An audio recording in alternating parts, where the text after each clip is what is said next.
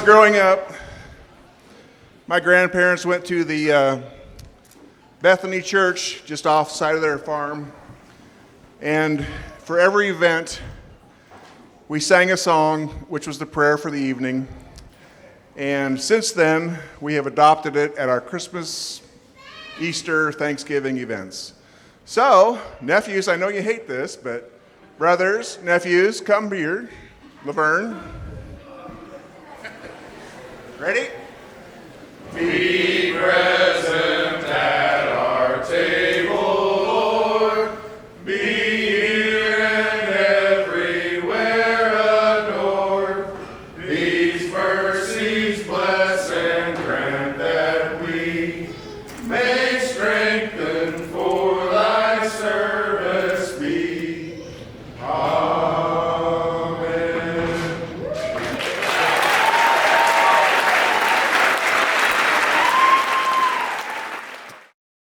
And please welcome to the microphone the Maid of Honor and the best man. Hi everybody. For everyone that doesn't know who I am, I'm sure most of you can guess, but I'm Jami, I'm Josie's twin sister, and we want to first start by thanking all of you for being here and truly making this day absolutely spectacular, and to everybody who helped pull this day together. And most of you probably have no idea who I am. And lucky for Tate, I'm not his twin, because if he looked like me, he probably wouldn't be getting married today. But my name is Sam Schmitz, and I'm one of Tate's best friends from college. And Jami and I are both very happy and very lucky to be the two people that get to preside over the only 45 minutes of the day that Josie did not plan. All right, so we've all heard the saying, I've known the bride since birth. Well, I'm one of the few that can say I've known the bride since before birth, because we met in the womb and she's been my person ever since. So Josie and I have gone through pretty much every walk of life together, obviously. So it was very difficult for me to pick and choose what stories to tell. So instead, I've curated a list of lessons and moments we have shared growing up, so please bear with me. Lesson 1. Josie and I learned at a young age that creating a lie together to stay out of trouble, in fact, only makes the lie less believable. However, we kept trying throughout high school, and Melissa still had none of it. Lesson 2. Josie has always had more common sense than me. When we were kids, we argued about what game to play, and she always convinced me we would play her game first and then mine. However, every time after we got done playing her game, she was suddenly bored, so we never played mine. And I never figured out her tactics. Lesson 3. Josie and I being on the same sports teams maybe wasn't always the best idea. We probably gave Coach McCabe and the Arnolds many "what the hell are those two doing" moments. From collisions in the outfield during key moments of a game, having a full-on conversation after a caught ball before realizing there was actually only one out and there was a runner on base, to giving McCabe the exact same attitude when he hit us balls in the outfield that were too easy to catch. If it weren't for the Arnolds, Josie maybe could have met Tate sooner, but they had to enforce a no talking to boys from other towns rule, specifically because of the Sickels twins. Fun fact, that rule still stands. They also had to quit putting us in the same relay because every time there was a handoff shared between the two of us, it was accompanied by a faceplant. Lesson 4, this one is for all of you. If you have told the bride a secret, there is a 99.99% chance that she called me within seconds of talking to you, and now I also know. Don't worry, I can keep a secret. Lesson 5. I always had to keep my phone on loud at night in college because Josie might call, letting me know she needs me to come pick her up from a cornfield in the middle of nowhere because she ran from the cops.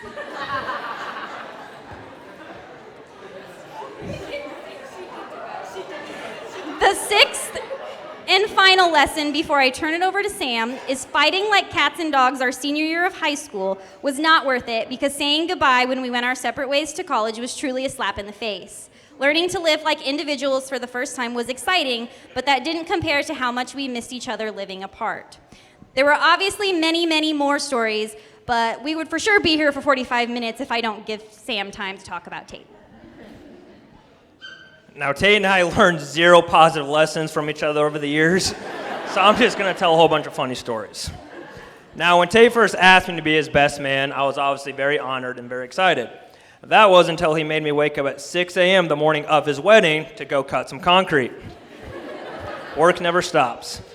Now, although Tate and I's journey started much later in life than the Sickels twins, it was still very impactful and, yes, very eventful. Now, Tate and I both played football together at Central College, and we really hit it off the spring of my sophomore year and Tate's freshman year when we took a trip to Greece and Italy. Now, as a sophomore, you always try to find that freshman who you want to take under your wing because he might need a little extra help than the others. I found my freshman on this trip. I discovered this our first night in Greece when another teammate of ours, Zach, and I were trying to flag down a taxi to get back to our hotel after a long night of drinking, where we happened to notice 2 other freshmen struggling to find their way home, one of those freshmen being Tate. So Zach and I decided to hop in with them to make sure they made it back to the right spot. Now, that obviously did not go according to plan, because even though we told our taxi driver we wanted to go back to our hotel, the language barrier must have been too much, and we ended up outside a dark building that read FBI, where it took us a good 10 minutes to actually figure out we were not outside the FBI headquarters, but instead got dropped off at a gentleman's club against our will.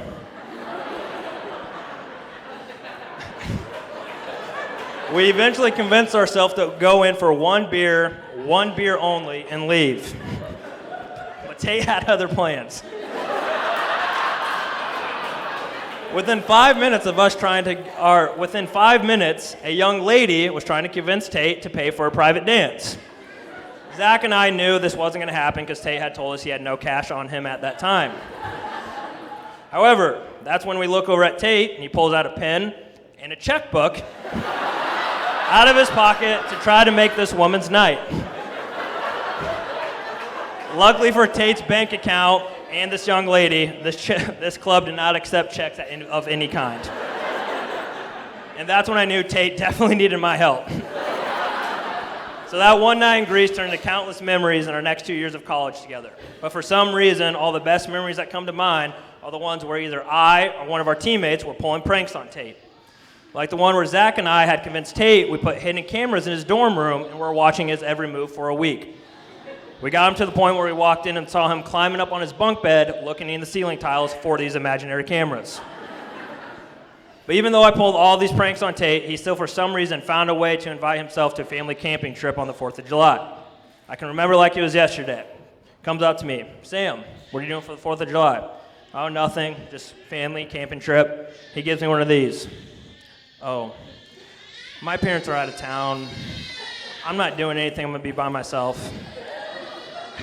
That's too bad, man. And then, of course, I end up asking him if he wants to come camping. He goes, I'll check my schedule. But him inviting himself camping led to me telling my sisters I was bringing a date to a family wedding. Had them convinced it was a girl because I was single at the time. But then I walked in with Tate with the response of, seriously? Tate, I'm truly grateful that you tried to pay for a private dance with that checkbook, because that led to all these memories on top of sharing IDs, creating our own drinking games, and hiding beers outside the church across the street from the bar so we can sneak them in and not pay for them. We truly have a one-of-a-kind friendship, and I would not trade it for the world. I met Tate for the first time shortly after him and Josie had started going on dates. I had already heard a lot of great things about him, and Josie was apparently so excited to bring him home to meet us that she did not care that I was recovering from influenza B at the time. I'm sure Tate did not have the best first impression of Josie's twin sister. I knew Tate was the one very on in their relationship because Josie had told me if it didn't work out between them, it would be entirely her fault. And if you know Josie, you know she would never say that about herself. It didn't take me long to figure out after getting to know Tate that it would definitely be Josie's fault. Tate became more to me than Josie's boyfriend. He quickly became someone to me whose opinion I held a very high value, someone that can easily make me laugh, and someone that I can easily beat in Mario Kart. I am extremely grateful to be gaining a brother who I know I can turn to for anything, and even more grateful than that my sister gets to marry someone like him. Now, I definitely didn't have influenza B the first time I met Josie, but I was definitely drunk. I first met Josie at our friend Jessica and Tony's wedding. I saw Tate walk in the front door and obnoxiously wave me down. As I walk up to him, I see him standing next to a very short, but yet a very pretty brunette. With a huge smile on his face, Tate introduced me to his future wife for the first time. I remember Josie saying, "Sam, I've heard so many great things about you." And me being me, I look at her and say, "Like what?" And she just froze. So either I made her very uncomfortable and nervous, or she was full of shit and Tate never said anything good about me. But as I walked away from that conversation, I remember thinking three things. One, that was without a doubt Tate's future wife. Two, I had a very weird feeling I was going to see her many more times in my life. And three, I hope I am lucky to end up with someone that looks that damn good one day.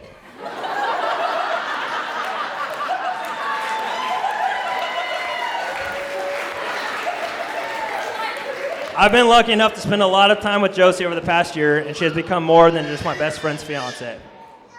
She has become someone who can actually compete with me in Mario Kart. She also becomes someone I already consider family and someone I would literally do anything for at the drop of a hat. I'm truly blessed to have her in my life, and I could not imagine my best friend with anyone else. I want to end by sharing a story when Josie and I were roughly 8 to 9 years old. I don't quite remember the exact context, but we got into an argument over which one of us was prettier. This is obviously a silly argument for identical twins to be having. We ended up solving the argument by making a deal. Whichever one of us gets married first is obviously the prettier one, and so the other one owes her $100. She beat me by less than a year, but a deal is a deal even 16 years later. So I suppose I better pay up. However, I don't believe we said anything about the method of payment being an easy $100 bill. So in true twin fashion, I have to give you your wedding gift in the most inconvenient way possible. So in this jar, you will find exactly $100 in various coins. I will agree that tonight you look absolutely stunning, and I'm honored to have been able to dream up this day with you. I want to thank you for being my shopping partner, advice giver, best listener, my confidant, partner in crime, my secret keeper, but most importantly, my best friend.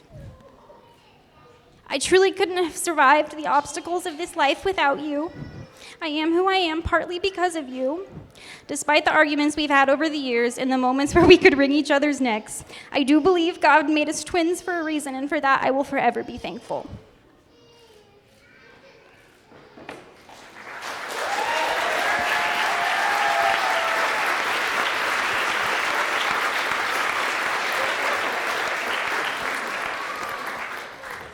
Well, I don't have $100, but here's 41 cents. And ironically, Tate and I actually used to argue about who was uglier. And the funny thing is, I would say I'm uglier, and he would say he was uglier, and whenever we would ask people, they would tell us it's a toss-up. And you actually owe me money, because I made a lot of bets that you would never get married. And Craig, your check's in the mail. All jokes aside, Tate, thanks for being everything I could ask for in a best friend and more.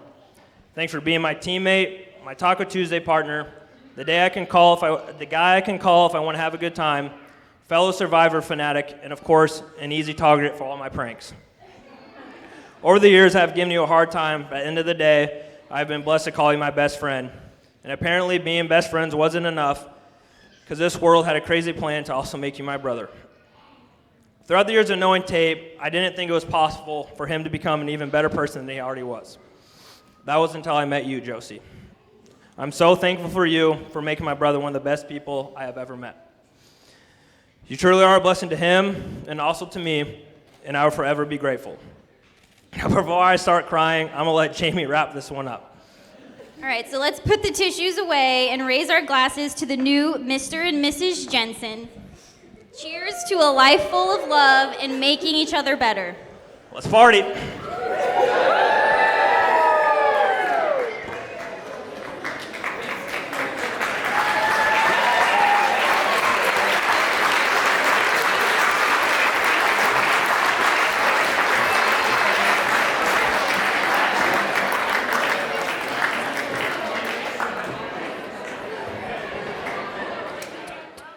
Ladies and gentlemen, for the next toast of the evening, please welcome to the microphone Sean, everybody. All right, so hello everyone. My name's Sam Schmitz. My wife and I, Carrie, are Josie's godparents. So, and I also want to thank everybody for coming out to join the special day. It's just a wonderful time when a couple people decide to get married and spend the rest of their life together. So thank you for being a part of it. And I feel very fortunate and honored to have a little role in this. So when Josie asked me, it was months ago, she asked me if I would stand up and say a few words, and I was very honored by that, right? And then a few days ago, Josie asked me if I would actually walk with her mom and her down the aisle. And I couldn't find the words, right? I just did not know what to say about an honor like that. And but that wasn't the biggest hit. It was about 3 hours ago when I stepped out the door there and got to take a look at her. And I actually physically could not talk. All I could say was, and that's what I said. I just whispered in her, "Can't talk," because I mean, it was just overwhelming. You see, Josie and her sisters, the Sickels girls, are basically they're kind of like the daughters we never had. Carrie and I were blessed with 3 boys, and they make us proud every day. But we never had a daughter, and so this is as close as I get. Stop it. This is as close as I get to participate in this way in a wedding. So it's just a tremendous honor. We love Josie and her sisters as if they were our own, and we would do anything for them. So I'm very happy to be here and participate like this. Now, there's a little bit of family history that I think is important, just to kind of help everybody understand here. So, and it goes way back. So Josie's grandpa Ronnie Hudson, Uncle Philip Hudson back there, I don't know what table number it is, but they were on a hill climbing motorcycle club with my dad. This is back in the 60s, so that's a long time ago. A little bit later on in the 70s and 80s, the Hudsons and the Smiths were into pickup pulling, and so basically I've known Missy since the 1st grade. She's actually my first serious girlfriend. And we had a hot date in the 3rd grade at the Creston Pizza Hut. I think where's Lori? Lori crashed the date and got in big trouble. But I mean, it goes way back, the history and connection with the Hudson family. There's also some good history with the Sickels clan. So Josie's grandpa Lynn was an engineer down in Union County and Ringgold County. It held a variety of different jobs and positions in an engineering capacity, and he worked on a lot of big water and sewer projects with my dad. So when it was a little bit later, not quite as early as Missy and I's hot dating stage, but Lynn Sickels and Dad were good partners in business, and I got to know him and see him, and I actually think Lynn was a big reason why I became an engineer. I didn't know any other engineers, so when I went to Iowa State, that was an influence on me. I got to know Johnny. It was around middle school-ish that I got to know Johnny, but it wasn't until high school really that Johnny and Clint, we just had so much in common. We played football, we wrestled, we liked truck pulls, we liked working construction and chewing tobacco. We just were a very natural fit. So my connection with the Sickels family goes a long way back, and it means a lot to me, and I'm very happy, and thank you, Josie and Tate, for allowing me to be a part, as I've said before. I will say though, and this is I would give anything to have Johnny, Ronnie, Lincoln, or Lynn here holding the mic right now. Now, shift gears. Let's talk about Tate for just a minute, if we will. Tate, I don't have the history. It's been about 3 years, maybe a little over 3, that we've known. And I want to talk a little bit about the first time I met Tate, because it's at least a funny story to me, and hopefully I can translate that to you. But the first time I met Tate was my youngest son, Ben, freshman year wrestling. And it was the sectional wrestling tournament, end of the season, everything's all wrapping up, and at the end of that tournament, we always go and have drinks at the Brickyard afterward, or somewhere after the tournament. Well, we got there early to get a good spot right in the middle of the bleachers, We walked in, and there's this blonde-haired kid sitting over here just a little bit away from where we were, and Carrie said something about, well, I think that's one of the new football coaches, and next thing I know, she's over there talking to him. That's what I heard. He's one of the new football coaches. I think there was a detail that I missed. We'll get back to that. So Carrie was over there talking for a long time, and I was kind of proud of her. I was like, she's doing an awesome job over there welcoming this new guy. He's out here watching a sport that's not really his sport. And so she was talking to him for a long time, and then the people started coming in, and our group kind of expanded and engulfed Tate, so he kind of became part of the little crew that we were sitting with there in the stands. I don't think I talked to him at the actual tournament. Well, anyway, the tournament gets over. It was a long day, and by the time we were all done, we were all heading over to the Brickyard. We decided that's where we were going to go and have kind of the end-of-year celebration. And remember, all I know is that this is the new football coach, and Carrie went over there and talked to him for a minute. Well, we walked into the back room of the Brickyard, and there's a couple big tables that are run here, and I see Tate there. And I was like, well, that's awesome. He must be here supporting his good buddies on the football team, the coaches that also coach football. And I thought, well, that's cool. So I go cruising right past that table and moved over to the other side and sat down on the other side of the opposite table. And I'm sitting there. Next thing I know, Tate swung around and joined my table after I just walked right past him. And I was like, oh, it's like a stray dog. Carrie talked to him for a little while. And now, now next thing you know, this guy's going to be following us around all over the place. What I learned very quickly after that was he wasn't just the new football coach, he was the new football coach that Josie had been dating. And Carrie knew that, Sean didn't. So we got to chatting there and had a great time. We talked the rest of the night, and Tate was literally right across the table. We were drinking beer and having a good time. And I remember thinking that after that night, I was like, man, I like this guy. He's a pretty good kid. I like the way he thinks and talks, and I could see hanging out with him a little bit. What I didn't realize was basically the next 3 years, we would spend a lot of time together. We had the little COVID problem. We both live in Adel, not too far apart, very good family friends with the Sickels clan. So as it turns out, we had a lot of time to spend together, drinking beer, going to dinner, playing game nights. We had an impromptu Thanksgiving because COVID kind of banned. I think the Sickels family was on lockdown, so we just kind of made an impromptu Thanksgiving dinner at our house and had a great time, played games. And I got to know Tate a lot better. He really didn't take long to realize that I really liked him. He wasn't just a good kid, nice kid. He was a great kid. And the reality is, before long, I realized he might be the most genuinely good person on the planet. And so, Craig and Julie, tip of the hat to you. You raised a good one. He's a great guy. Now, the interesting thing is,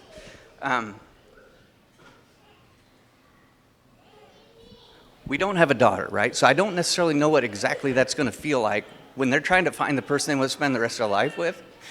But man, I realized pretty quickly, God, I really hope these two I hope it works out. I hope it's in God's plan that they can marry each other, have a long life together. And so I actually found myself thinking about that. Like I'd be driving home from work and I wonder how things are going with Tate and Josie. I hope he asks her to marry him. It was weird. That's a weird thing for a guy to think about, right? When I got all these other things on my mind, but it would happen because we spent a lot of time together. And I just found myself thinking that. So I was very happy the night we got the call. It was late. I can't remember what was going on. It's right after I think you asked her, and we got a call at about 10:30 or 11 o'clock at night. And they came over and they showed us the ring. He manned up, stepped up and asked a question, and she said yes, and so here we are. So that was spectacular, and I can't tell you how happy I was when I heard that. It is important, and it's a big deal when a man and a woman decide that they found the one that they want to spend the rest of their life with. Basically, the rest of their life is a blank canvas, right? They get to decide and create their future together, and I'm just super excited about what that future is going to look like for Tate and Josie, because I know how great a person both of them are, and together they're going to be great also. So I want to thank you again for sharing this special night with us, but I do now ask you all to raise your glass. To Tate and Josie, many years of good health and happiness.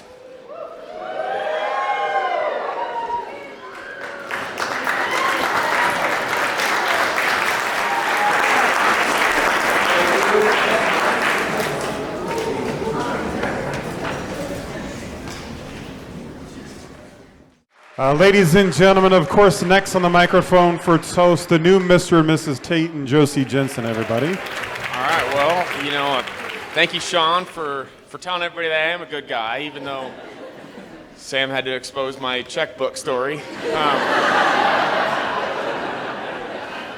Seriously, thank you everybody for coming tonight. It's been incredible to see everybody, busy little bees this morning, working around, putting the flowers up, yada, yada, yada. Thank you to my parents last night and I guess for the last 6 months for building a deck so that we could have a rehearsal dinner. The food was delicious, the drinks were great, and the hot tub was even better this morning for the guys that stayed around. So thank you for that. Thank you to Josie for putting all this together. I don't know if anybody knows me, but I'm not much of a planner. When it comes to responding to text messages, not my forte. So I had one job, and it was fumbled around this morning. It was kind of a disaster, but it's that photo booth back there, so check it out. So everything else you see, everything else is this beautiful woman right here, and I can't wait to spend the rest of my life with her. So let's just cheers and have a hell of a night. Let's party.